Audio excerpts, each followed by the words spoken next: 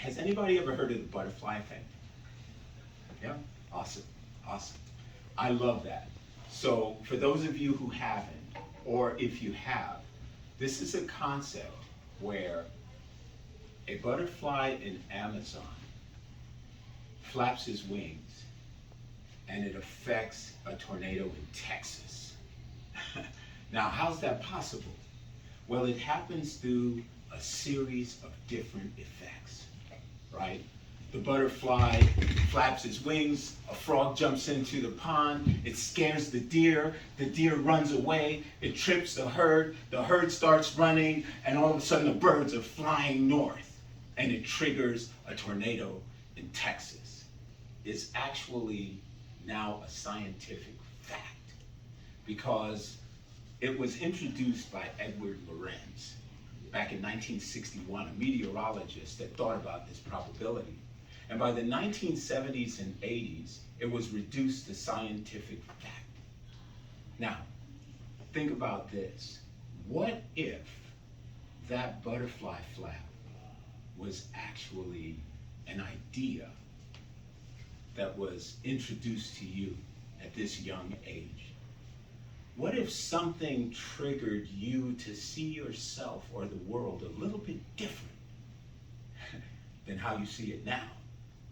You could set in effect the butterfly effect.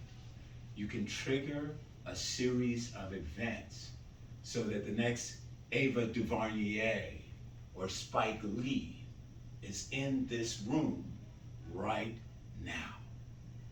See, that's the power of mentorship. That's the strength that we come from. Now, think about your dreams and your aspirations for a couple of minutes, because we'll get back to that. But I remember personally seeing the butterfly effect in motion. In 1977, 76, late 76, 77, DJing just started coming out. And it was pretty radical, 2 turntables, because they started that with disco, and it made a lot of sense. So, as a result, my dad had these thick 78 records, those brittle Victrola records. And we had turntables, and we had a basement so we could get down there. And one day I took the Victrola record, I put it underneath, and I pulled back to 33. And when you let it go, it was moving 33 RPM. So I went, zuku, zuku, zuku, zuku, zuku, pop, pop, pop, had the other turntable, zuku, zuku, zuku, pop, pop, and created a beat. And all of a sudden realized that if you scratch back and forth, you've got those woofers, and they are beating at like a pulse rate. So we started practicing. I introduced that to my friends. I got Africa Bambaataa and Grandmaster Flash and Melly Mel and all these guys. We were kids in the Bronx in 1977 and started perfecting that art form. Now, if my father didn't have those 78 records sitting collecting dust in the corner of that room, it would have never triggered my imagination.